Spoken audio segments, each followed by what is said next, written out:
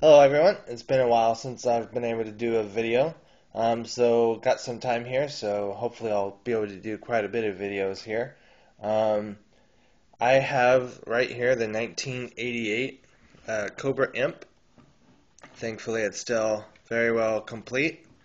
Um, it didn't come with a driver, so I believe it's Thrasher in the front seat, if you can even really call it a front seat. Hopefully I'll be able to show you what I'm talking about with that.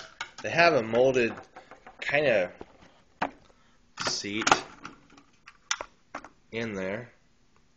I don't know if it's going to show up once I upload this. Hopefully it will. But so anyway, it kind of goes kind of in an angle like this. You know, it's kind of leaned, and now I've got the camera leaned, but it's kind of leaned like that. So you could actually put the figure, if you wanted, into a sitting pose, but you'll see how awkward that kind of looks. Not to mention he doesn't really fit too well. So, come on. Got some tight joints on this figure. That's what happens when you get these things as an adult, or at least in my case, they so anyway, they stay pretty tight. So that's him basically sitting completely, and then, you know, because that's kind of like that. Then if you lean him a little bit more like this, that's what he looks like.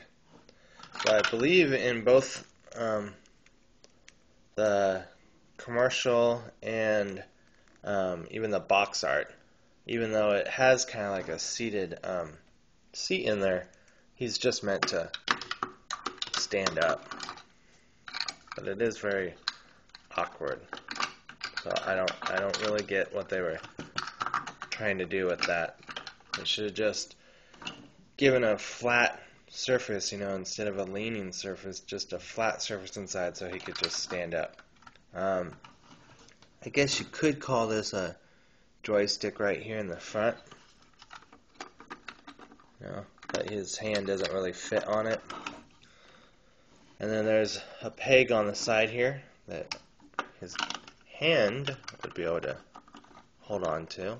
But again, look at how he has to hold it like that. So there may be, you know, a lot of things that people don't like about G.I. Joe or Hasbro themselves, but thankfully, you know, with the articulation that they're giving G.I. Joes now, at least, you know, sometimes they can't hold the weapons and everything, but at least you can get them in vehicles. I mean, because it's just kind of sad to, and I hate to say that about the things that we loved as kids, but I guess if you kind of just have his hand cup it, it looks alright. But anyway, so it didn't come with a figure. Just wanted to show you kind of how that seating thing kind of works or doesn't work. So it's got the Imp, you know, logo or whatever on the side here. Cobra emblem right there. It's got treads, but unless they stick with it, the new hiss that's supposed to be coming out and supposed to be the big, you know, running theme for next year or later this year, we'll finally have it the first free rolling treads. But because I don't know of any other G.I. Joe. Maybe the Mombat tank. Maybe that has free rolling treads. But so anyway, the treads don't roll. There's actually 4 little, if you can call them, wheels. They're plastic underneath. Somebody else mentioned this, so I'll mention it as well. There is, you know, quite a bit of detail. You know, it does look pretty realistic if it wasn't for the bright yellow toy wheels, you know. So then we'll go on to what I found out about the Cobra Imp. It says, when Cobra wants to bottleneck the Joes into a corner, it deploys the Imp to keep them contained. Its 3 ambush surface-to-surface missiles can destroy a Joe outpost within seconds. And I think, if you want to use your imagination, these are the ambush missiles. You could say that, they could stay together and they could blow up, but it's saying ambush because what it would do is it would pre-fire these, and then the top comes off, or should come off.